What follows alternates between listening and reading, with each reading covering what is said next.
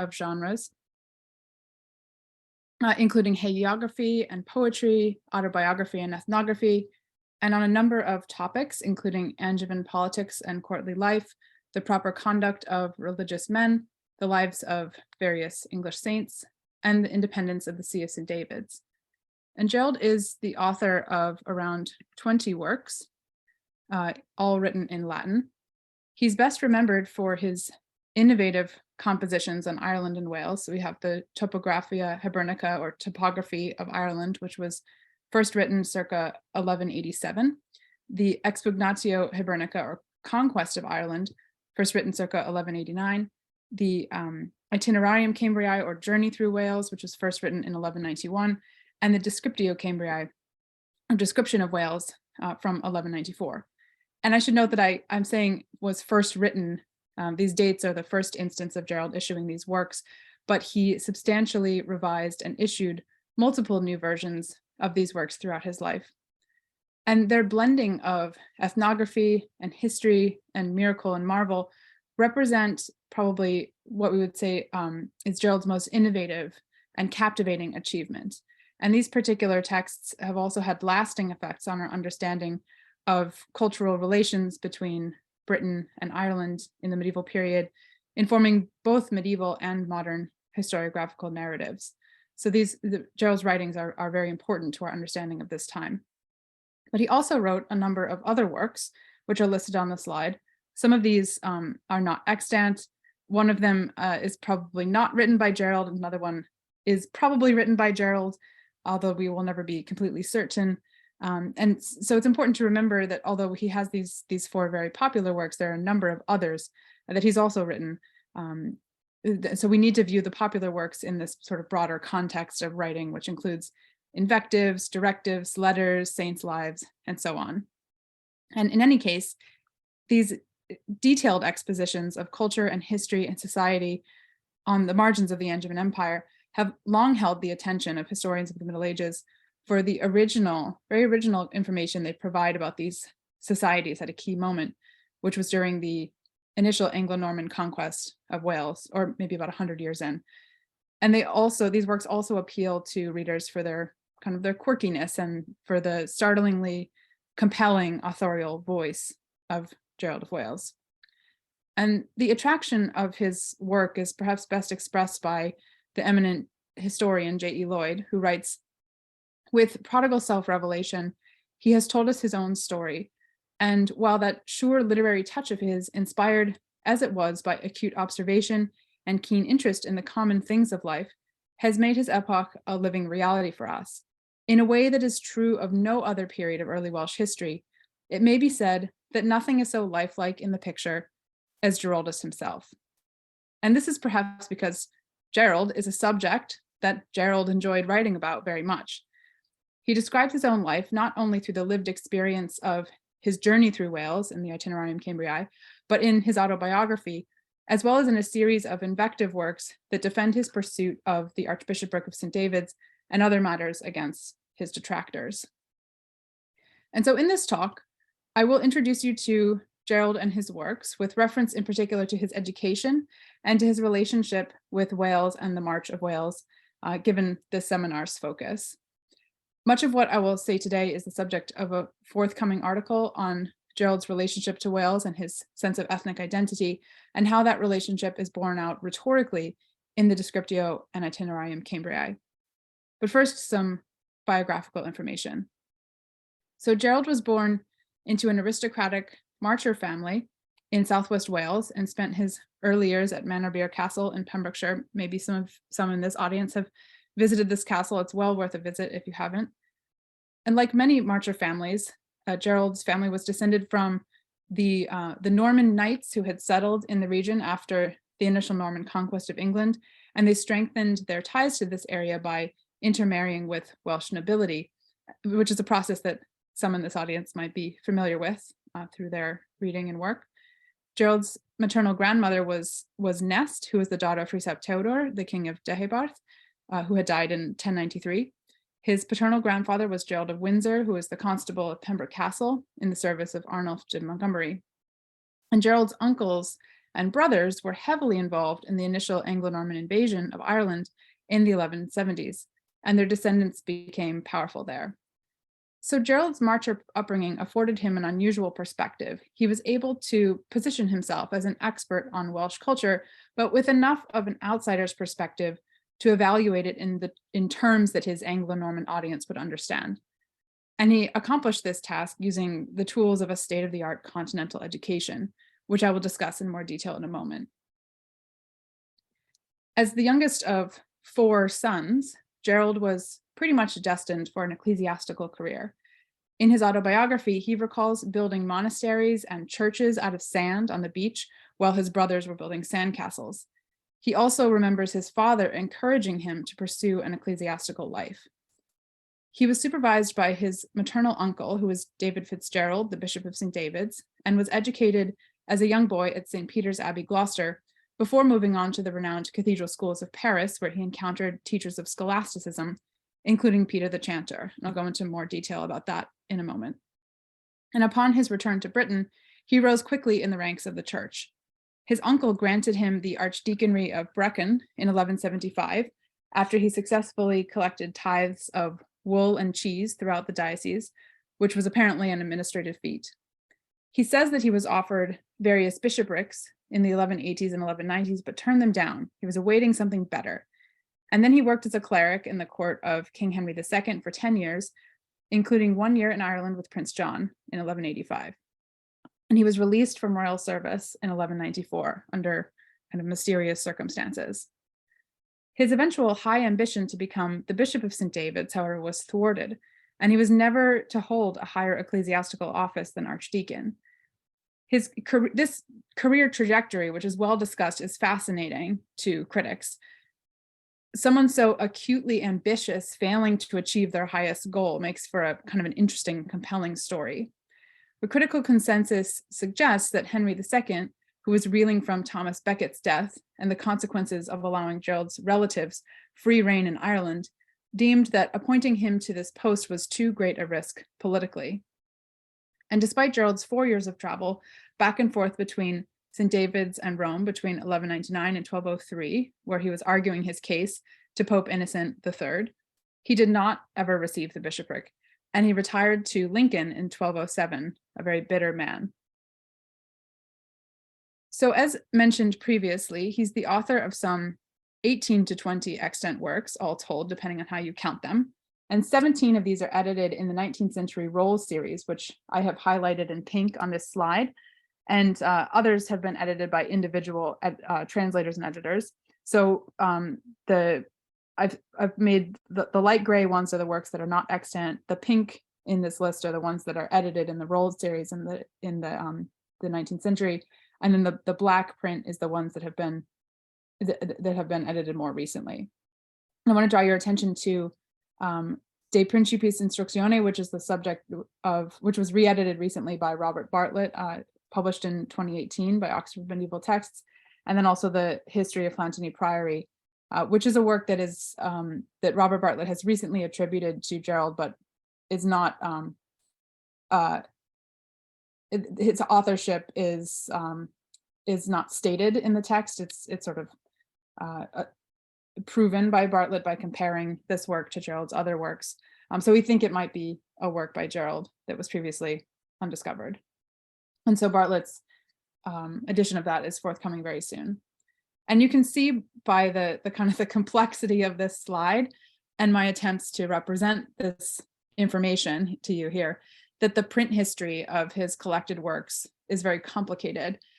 And it's very exciting that his collected works are presently being re-edited in a Leverhulme project that's being conducted by Paul Russell, Thomas Charles Edwards, and Jacob Curry that began in 2020. The project was instigated by Professor Richard Sharp of Oxford, who sadly died in March 2020. And the goal of this project is to produce new editions and translations of Gerald's works in 9 volumes, which is very exciting and should lead to some new scholarship on the man. So just to run through the contents of these works, his extant corpus includes the Gemma Ecclesiastica, or Jewel of the Church, which is an instructive manual on clerical reforms. It includes De Principiis Instructione, which is instruction for a ruler, which is a critique of the Angevin kings, John and Henry II, with the first book written in the sort of didactic mirror for princes genre, instructing a prince on proper moral qualities and behavior. His works also include the Speculum Duorum, which is a mirror of two men, in which Gerald charges his nephew, Giraldus Fitzphilip, and his nephew's tutor, William Capella, with misusing the income from the Archdeaconry of Brecon. The corpus also includes several narratives of the struggle over Gerald's election to the bishopric of St. David's and the issue of its metropolitan status, which was always denied.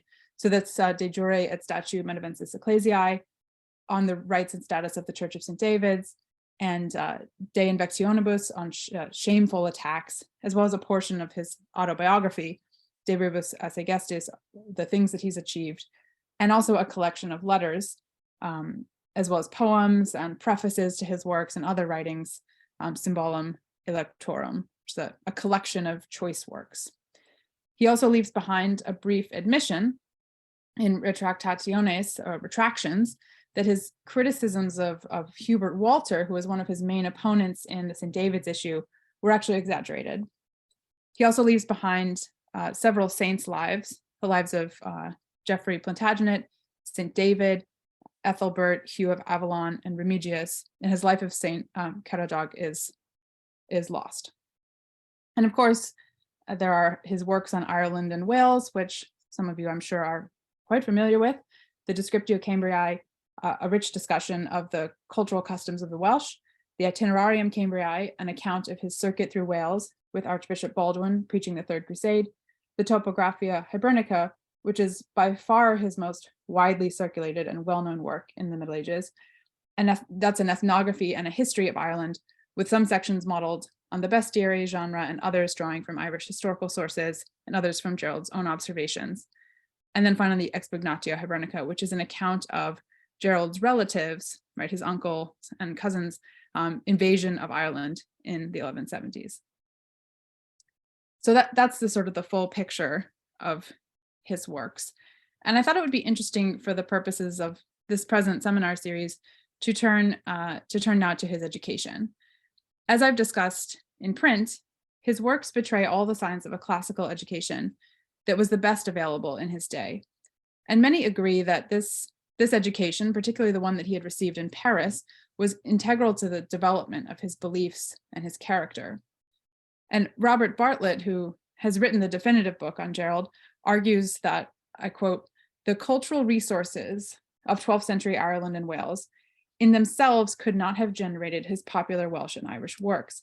Rather, his academic training in Paris and his acquisition there of the highest learning that the Latin West could offer allowed him to articulate and analyze his own society in the way that he did."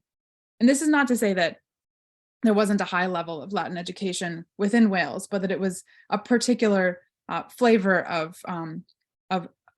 scholastic rhetoric that sort of influences the way that he writes, which comes from his Parisian education. But few details are known about this education.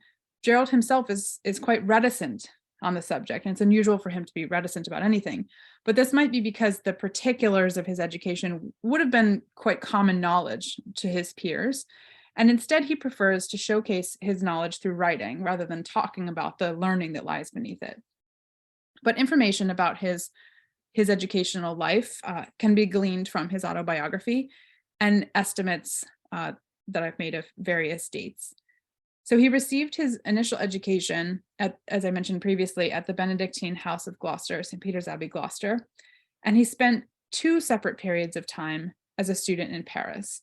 So from circa 1165 to 74, from when he would have been approximately 19 years old to 28 years old, he studied the Trivium, so that's the standard liberal arts education of the day, consisting of grammar, rhetoric, and logic.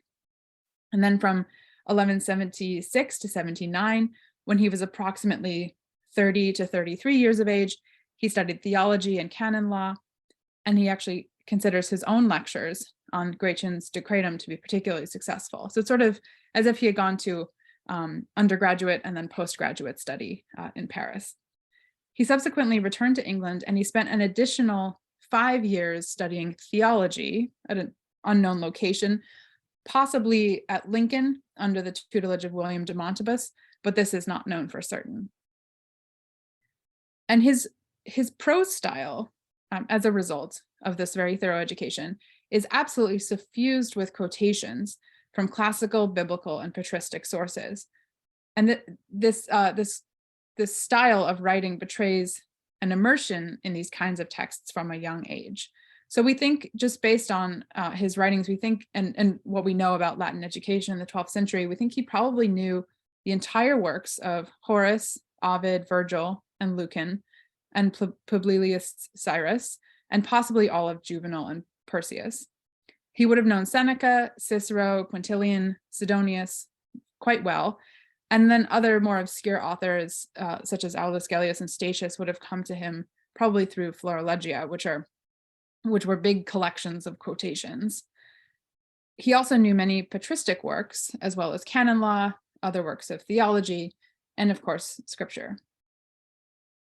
The texts that he encountered during his studies in Paris, including the collected lectures of Peter the Chanter, seems to have provided a specific model for his own work. Peter the Chanter was a central figure in the emerging scholasticism and theological revival of 12th century Paris. He was officially the chanter at Notre Dame, and he spent the majority of his career debating and lecturing at the Notre Dame Cathedral School. He produced extensive biblical commentaries and questiones in which disputed theological issues are investigated and resolved by applying classical rhetoric and logic. So he's very interested in the practical and socially relevant application of theological ideas and moral ideas. The quaestio genre is believed to have evolved out of actual classroom exercises, and it proved to be very popular. So Peter's verbum abbreviatum survives in 90 medieval manuscripts, which is a lot for surviving manuscripts. And it contains a profusion of quotations from the church fathers, the Bible, and classical authors, and contains many illustrative stories that prove arguments, which is known as exempla. And so this style of text may have served as an example, or this text may have served as an example for the work of his pupil Gerald. And in fact, an accumulative 1/8 of Gerald's Gemma Ecclesiastica is excerpted from Peter's verbum abbreviatum. He just takes it. The Gemma Ecclesiastica by Gerald is sort of an engagement in contemporary moral theology, and Gerald dedicated it to the Pope. So just to show you a sample of Gerald's very quotation-heavy style of writing, this is a short paragraph from De Principiis Instructione. This is from Robert Bartlett's recent edition and translation. And I've just put the English translation on the slide so that it's not more crowded than it already is. And I've highlighted in different colors the different quotations that Gerald makes, and he's making this point about temperance and how important that virtue is in a prince or a ruler. And so you can see that he quotes Cicero, that's in red. He quotes Saint Ambrose, which is in blue. He quotes Ovid, the poet, in yellow, and then he quotes Sallust on Catiline in green. So I've just put this on the slide just to show you how heavy on quotation his style of writing is. And De Principiis Instructione in particular is filled with quotations that kind of back up what Gerald is trying to say about virtues. And this is very much Gerald's characteristic style of writing. He also likes to quote himself a lot. He quotes his other works pretty often. But this proclivity for a quotation, as foreign as it feels to us today, was not actually highly unusual in his time. John of Salisbury's Polycraticus is filled with classical quotations and digressions. Walter Map's De Nugis Curialium and William of Malmesbury's Gesta Regum Anglorum, though they are more judicious in their use of quotations, they do embellish their arguments with a range of biblical and classical references. So it's not entirely unusual. Gerald maybe does it a little bit more than some of his contemporaries. His use of quotation is actually very important because it shows us the quality of his education, his deep knowledge of these texts, and his ability to weave them into his discourse. He often adjusts the syntax and the vocabulary of the quotations to fit the surrounding prose.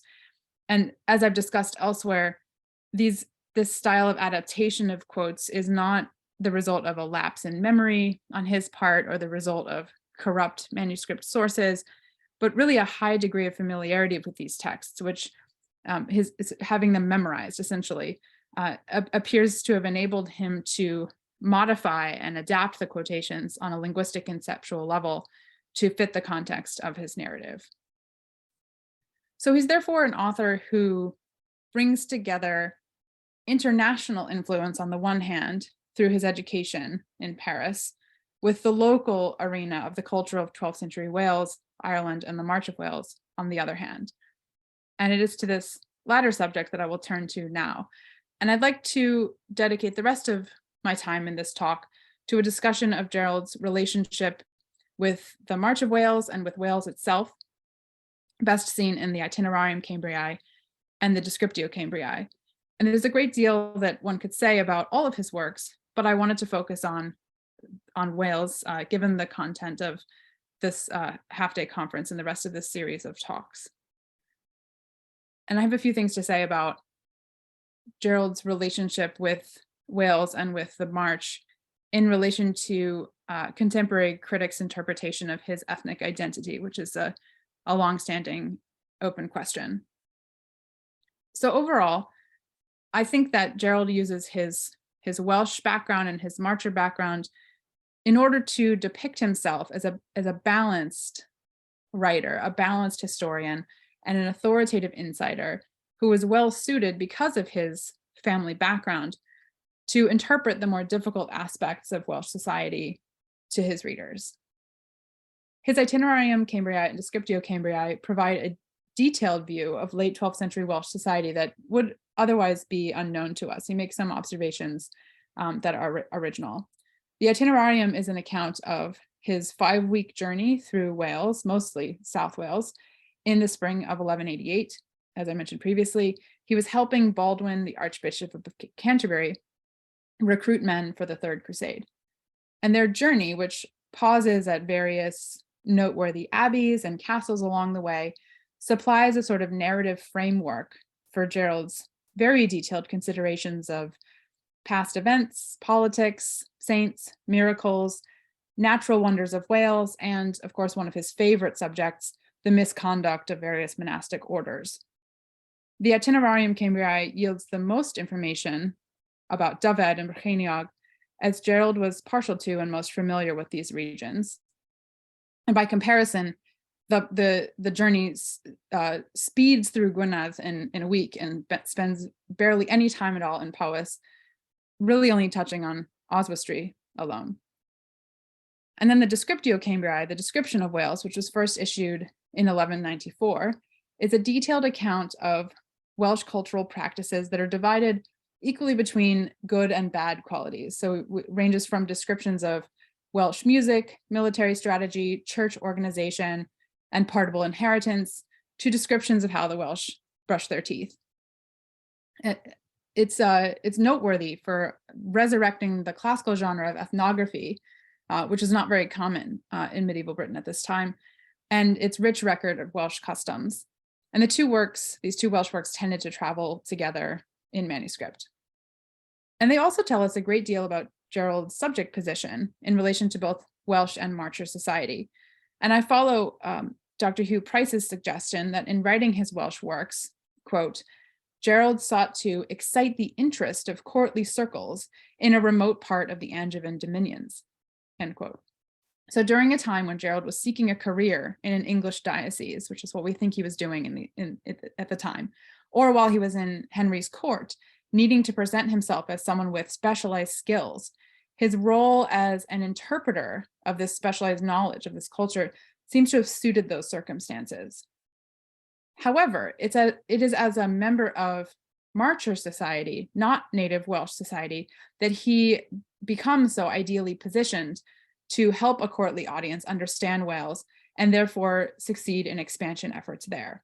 And this distinction is important for this time period. The value of marchers in explaining Welsh society to outsiders comes across in a passage in the Itinerarium, in which Gerald attributes the failure of King Henry II's first 3 expeditions into Wales. So Henry II goes into Gwynedd, Glamorgan, and Powys. These expeditions fail, and Gerald attributes this failure to the king's refusal to listen to marcher leaders. And so I'll just read the English here. So he says, however, in each of these expeditions, the king advanced very little because he did not have faith in the honest men of the region, nor in the knowledgeable and experienced local leaders of the territory. Unaided in these matters, he retained as his principal advisors men who were distant from the march, entirely ignorant of the customs and the manners of his people. So in this criticism, which Gerald no doubt hoped that his audience would take to heart, he implicitly places himself and his peers as one of the solutions to the diplomatic and political puzzle of late 12th century Wales. His statements grow even more didactic as he quotes a passage from his own work, the Expugnatio Hibernica. So he says, just as we must trust each craftsman in the practice of his own particular craft, so in any expedition, we must pay particular attention to the judgment of those who, having long engaged in operations of this sort in the country and gained wide experience therein, are familiar with the manners and the customs of the people. So Gerald is more or less describing himself here. And this passage was important enough for him to quote again later, a second time, in slightly different words in his Descriptio Cambrii, in which he provides in-depth military advice for how the Welsh can be most effectively conquered. And the subtext of his discussion is that Henry's conquest efforts are failing, he thinks, because the commanders are not listening to marcher leaders who know the terrain and the culture best. Marcher leaders are, to Gerald, also the solution to successful conquest in Ireland as well. So he says in the Expugnatio Hibernica, in every expedition, whether in Ireland or Wales, that breed of men which has been brought up in the march and trained in the warfare that goes on in those parts is the most capable, being resolute and quick to act because they have been refined by habits shaped by their environment. So Gerald is, in this critique, he is sort of presenting himself and his family as an advisor in these matters, as military advisor, and perhaps hoped, we can maybe assume that he hoped that he would be formally called upon to advise military expeditions in the future. So this commentary, we could maybe read it as both a career-focused move and also kind of an apology for his own family's activities in Ireland. So he's trying to explain that the marchers are best suited to interpret Welsh society and culture and practices to the Anglo-Norman audience. In addition, just as a side note to this subject of self-promotion and family promotion, there's also the possibility that, which Hugh Price has suggested, that in writing the Descriptio Cambrii, Gerald might have been trying to salvage notes that had meant to go towards a full history of the Third Crusade, which of course, having failed as soon as it began, ended up forcing a revision of Gerald's original plan. And the book that he ended up with was still a travel narrative, but it was confined to Wales. And so in shortening that scope, Gerald found an opportunity to use his Welsh connections to his full advantage. He could show that he came from and was raised in a society that was profoundly devout, full of miracles, sacred objects, and didactic tales of great value to the reader, moral value, and then simultaneously demonstrate that he was equipped to interpret native Welsh customs to curious outsiders, and therefore was indispensable as an advisor to Henry II's sons. Overall, Gerald's relationship to Wales is typically viewed by critics as very complicated and vexed, defined by an inability to fit in completely with either Welsh or Anglo-Norman society. The accepted understanding of his rather odd career trajectory is that he was able to position himself as having a unique valuable insider's view into Welsh culture and did succeed as an interpreter of that culture, but then found later that his connections to Wales were ironically a deterrent to his ability to climb the career ladder that he wanted. His contrasting perspectives about the Welsh, which we could say reached a kind of a pinnacle in the Descriptio Cambriae in a pair of chapters in the second book, present alternating strategies for both achieving and resisting conquest of Wales. So his one chapter on how the Welsh may be conquered, and then another chapter on how the Welsh may prevail in resisting and rebelling. These two chapters are often taken by critics as a sign of inconsistency on his part or evidence of an internal struggle between competing loyalties, the result of his hybrid descent between both Welsh and Norman families. And the idea of his divided loyalty has intrigued and captivated modern critics to the extent that historian John Gillingham has remarked, and I quote, "Few opinions are more entrenched than the idea that Gerald was part Norman and part Welsh, that he was born of Norman Welsh parents, that he found his place in both Norman and Welsh circles, that he was divided by loyalties of race and blood, Norman and Welsh. It is not surprising then that we should be told that the theme of his descent from both peoples, Norman and Welsh, should run through all of his work." And so this focus on hybrid identity and the effect that this identity had on Gerald's perspective has more or less overshadowed other aspects of his life and have created difficulties. In addition to the question of inconsistency or unreliability as a narrator, interpretations of Gerald as Welsh have to grapple with the problem of his advocacy of Norman colonization, while interpretations of him struggling with hybridity have to reckon with his unambiguous championing of Marcher society. His allegiances are very, very much not clear-cut.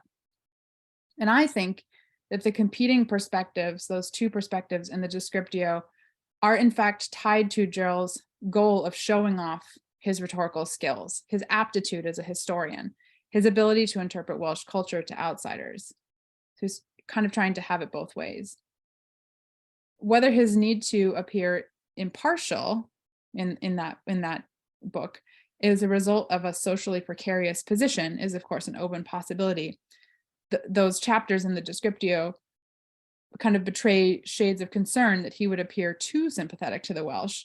And in those early days in his life of seeking ecclesiastical benefice in England, he was probably eager to kind of hedge his bets. But without disputing the effect that this mixed ancestry and Marcher background had on his life and perspective, I also suggest that Gerald was motivated by the rhetorical underpinnings of historical writing and self-presentation, as much as he may have been concerned with his ethnic hybridity. And at any rate, in the end, it is Marcher society that comes out the best in his Welsh writings. As Robert Bartlett observes, the ambiguity of Gerald's national position, the result of his upbringing in a frontier society, essentially frustrated his career ambitions and prevented him from achieving high ecclesiastical office. Yet, and I quote, "It is also this ambiguous position that enabled him to write the innovative topography and ethnography that he did," end quote. So while his position towards the native Welsh and towards Angevin politics and court life were to shift frequently throughout his life, his loyalty to his Marcher family is consistent. In addition to the merits of the Marcher Military Council that he described that I had on the slides a few minutes ago, he views Manorbier Castle, the site of his birth, as the most beautiful place in Wales. His family is the most illustrious and successful. Llantony Prima near his archdeaconry is the most virtuous and pious abbey in Wales. And in bragging about the charms of his native land, he implies that his very upbringing was steeped in these positive qualities. And he tries to play this identity to his advantage, right, which is evident in the way that he puts forward the Marchers as the interpreters of Welsh culture and customs that they're going to be of use to the Angevin kings. So he's an outside observer to Pura Walia, but a very privileged and authoritative one who's able to explain Welsh culture to his audience.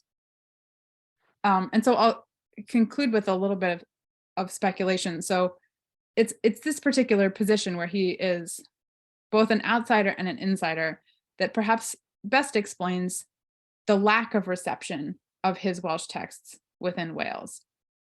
So while excerpts of the Gemma Ecclesiastica and De Principiis Instructione were translated into Middle Welsh, the Middle Welsh reception of the Itinerarium Cambriae and the Descriptio Cambriae is very limited to attestations of a manuscript of the Itinerarium at St. David's, for which Gerald himself may have been responsible for depositing. But to my knowledge, neither work was translated into Welsh until the 20th century. And so the lack of translation, just risking an argument of silence, the lack of translation of his works into Middle Welsh at a time when so many other important French and Latin works were being translated into Middle Welsh, this suggests that his perspective was not accepted or perhaps not relevant within the culture. However, these works were to become very important historical sources in the modern period, and Gerald had a hand to play in the formation of the modern narrative of Welsh history that was later set out by J.E. Lloyd. So in conclusion, I think that our responsibility as modern readers and appreciators of Gerald is to judge him on his own terms, to situate him in the cultural context of the 12th century. His relationship with the country of his birth was complex and must be viewed through the lens of the cultural politics of his time and in the context of his intellectual achievements. So I'll end there, and I'm looking forward to discussing this with you in the questions. Thank you so much. Thank you, Georgia. Yeah, that was fascinating. Sorry, I'm just sort of getting my head around some of the things that you were saying towards the end in relation to this sort of the notion of the extent to which Gerald was sort of both Welsh and Marcher, and how that influenced him, and so on. Some interesting insights there. You've left us with the tantalising question, which is, well, how did the Welsh brush their teeth? Oh, with twigs. Right. Yeah, with twigs, from very much like modern toothbrushes, I suppose. Right. John Fleming, you touched, Georgia, on Gerald's use of the description of the supernatural. To what do you ascribe this? Is it religious? Yeah, so he in the Itinerarium Cambriae and the Descriptio Cambriae, and also in the Topographia Hibernica, he has various stories that, well, I guess supernatural is kind of my word, not his, just to describe things that are outside of the natural order, outside of nature, which in the case of Wales is typically religious. Yes, it's sort of marvels, miracles that show the piety of the countryside. In the case of Ireland, it's sort of showing how essentially that nature is kind of out of control in Ireland and needs to be reined in by better religious practices. So the kinds of supernatural events that he talks about in these countries, like a stone that moves from one area of the countryside to another, and every time they put it back, it jumps back into the original place. Sort of things that are occurring outside of human understanding are ultimately religious, a sign of the piety of Wales, but also at times a sign that there's sort of this almost like a battle going on between God and nature, sort of a duality that is resulting in kind of marvelous events to occur.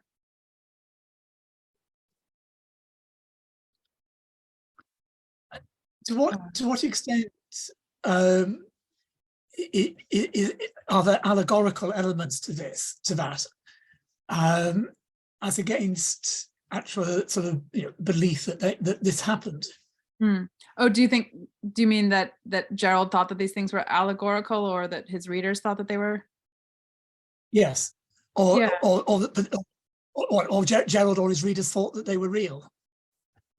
that's really the essential question that that comes up a lot when you read these texts, because a lot of the things that a lot of the stories that he tells seem like tall tales, right? They're just kind of almost ridiculous.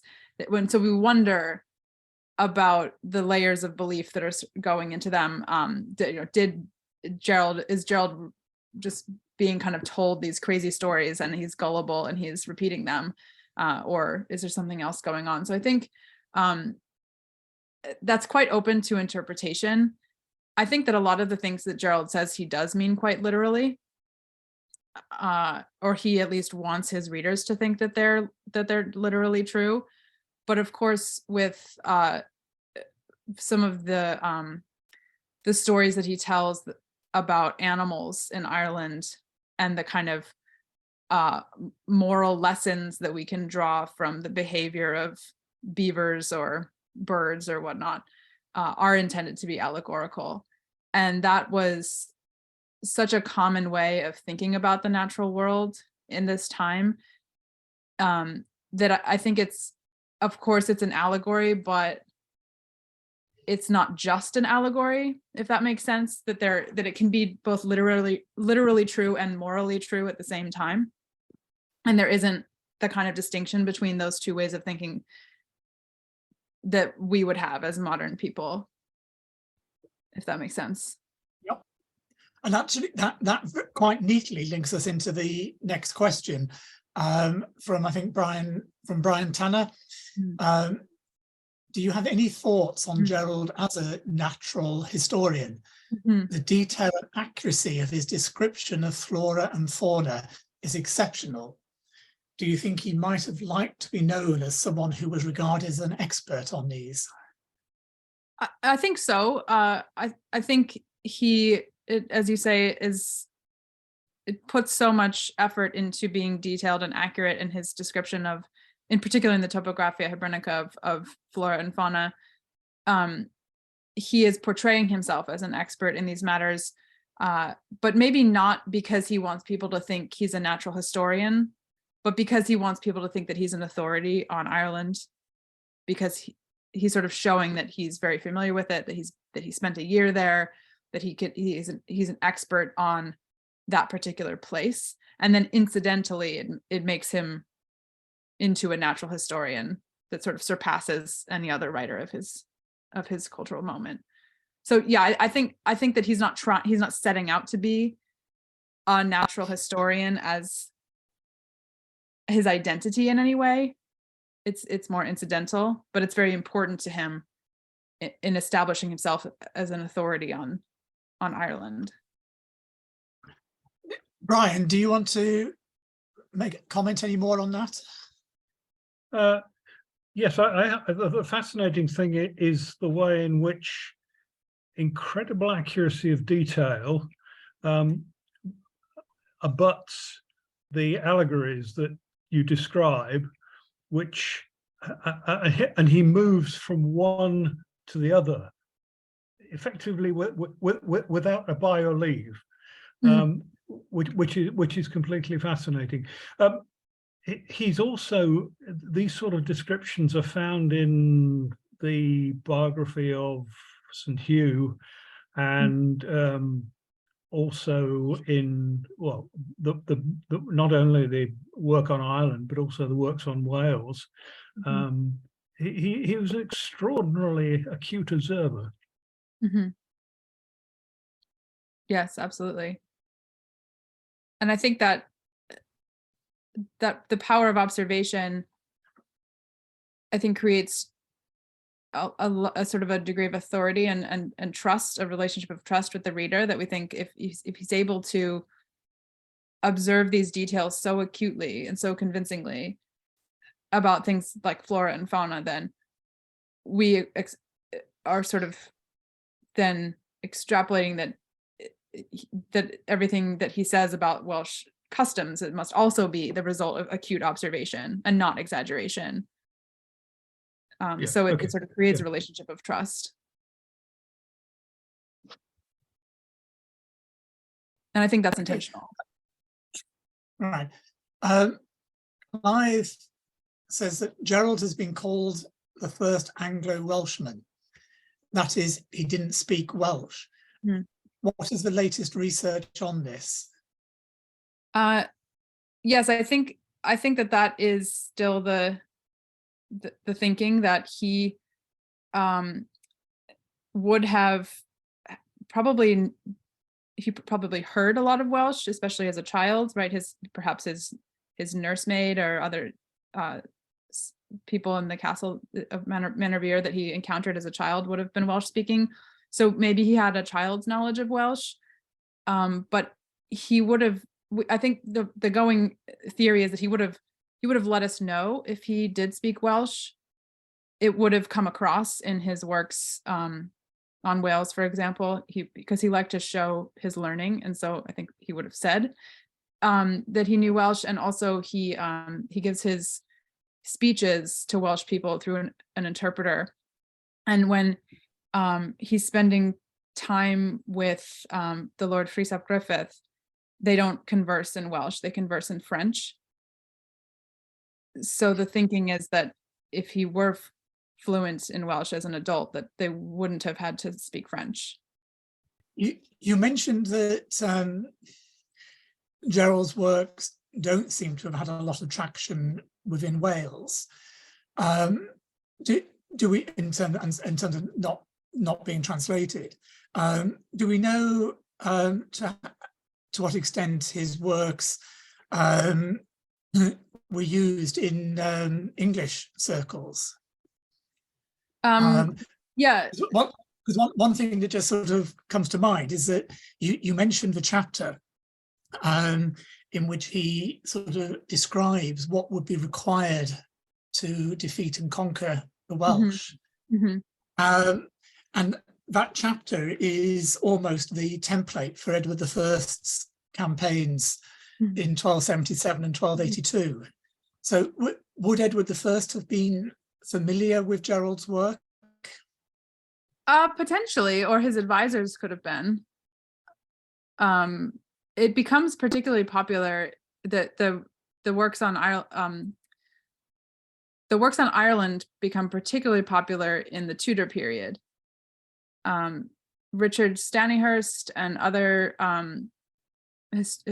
historians, William Camden, they take Gerald's chapters on the sort of the military strategy information, and also the history of Ireland as well, and they include that in histories that end up helping the Tudor conquest of Ireland.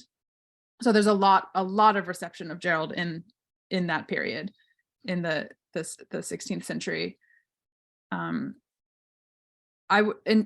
less certain about Edward and the conquest of Wales. I mean, I think we can.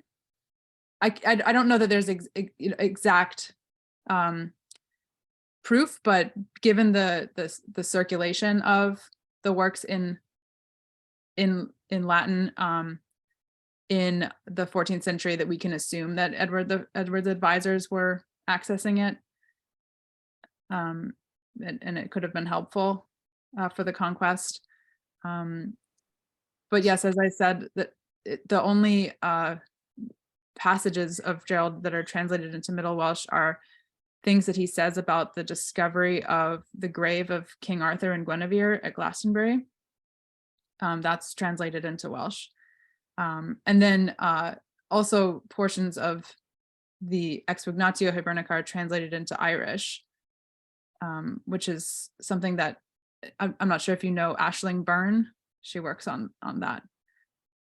Right. So I don't know it. Yeah. So the Geraldines, the later descendants of Gerald's family who live in Ireland are interested in that text, and they have it translated at some point into Irish. Yeah. Right. And an intriguing question from David, who starts as a former archdeacon himself, Mm. and I should add as a current retired bishop in the Marches. David says we have some wonderful nuggets of Gerald in action as an archdeacon. For example, the excommunication battle. But do we know much about what he did, if anything, by way of routine archidiaconal activity? I don't think so. I think that's just presumably going on in the background, and he prefers to tell us the highlights, like the excommunication battle, or the way that he was given the archdeaconry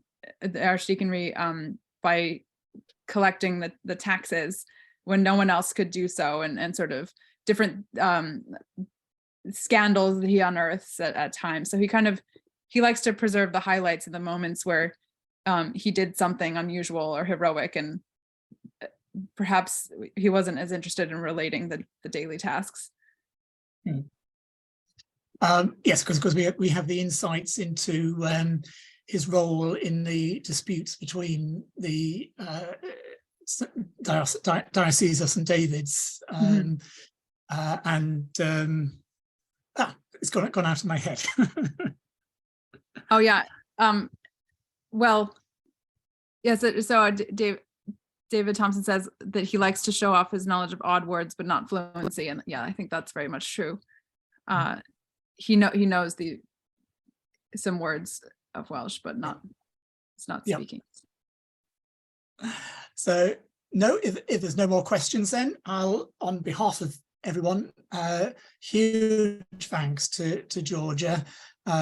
Fascinating talk. I mean, Gerald is a fascinating person, and you sort of portrayed him and introduced him to us excellently in terms of the background to his education and the breadth of his interest and the breadth of his writings. So thank you very much indeed. Thank you. Yeah, thank you so much.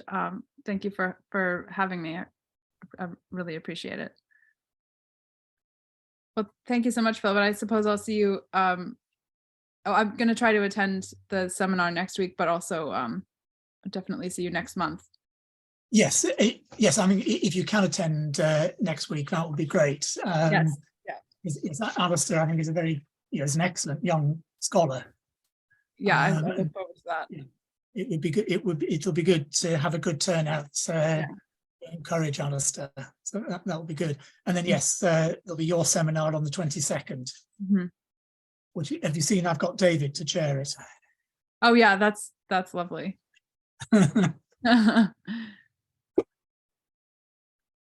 So yeah, so okay, well yes, hopefully see you next week then, Georgia. Thanks very much indeed. Yeah, thank you. Have a good night. Thank you so much for having me. Have a good rest of the day for you. Thanks so much. Yeah, I think I'll go outside and enjoy the sunshine. Right. Take care. Bye. Thanks very much. Bye-bye.